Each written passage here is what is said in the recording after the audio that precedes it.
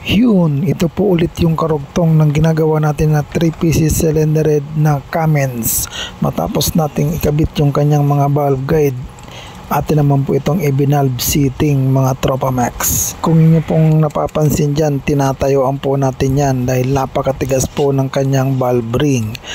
Kailangan po nating diinan yung portable valve seating natin para kumain po yung kanyang talim o carbide sa kanyang seat ring. Pag wala po kasing diin, hindi po kakain yung talim niya sa kanyang seat mga Tropa Max.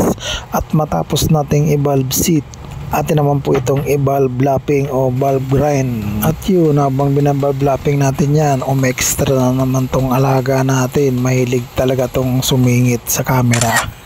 Gusto pang laro-laroin yung mga engine valve na kanyang nakikita.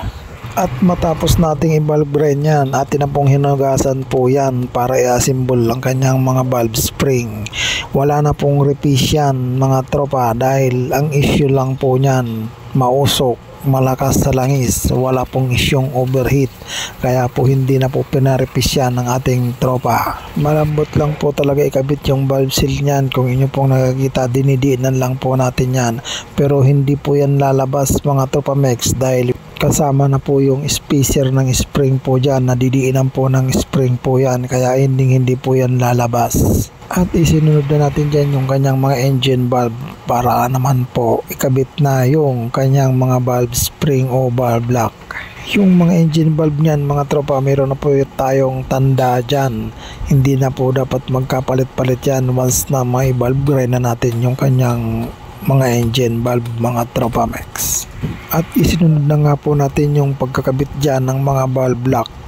Marami pong pamamaraan ng ating mga tropang mekaniko para ikabit yung kanyang valve lock o valve spring, pero valve lifter po yung ginagamit natin dyan para mas mabilis mga Tropa Max. Pwede naman po yan sa press drill, kagaya ng inyong mga nakikita sa mga reels natin, dinidiinan lang po yan ng press drill. At yun nga, habang kinakabit natin yan mga Tropa Max, extra naman tong alaga natin. Mahilig talaga tong sumilip sa mga kuha natin mga tropa.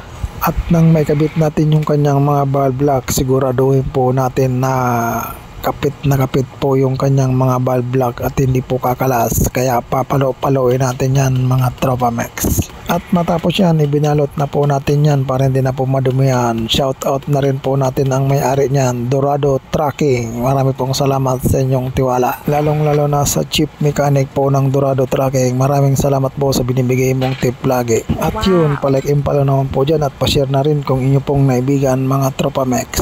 God bless you all. Marami pong salamat.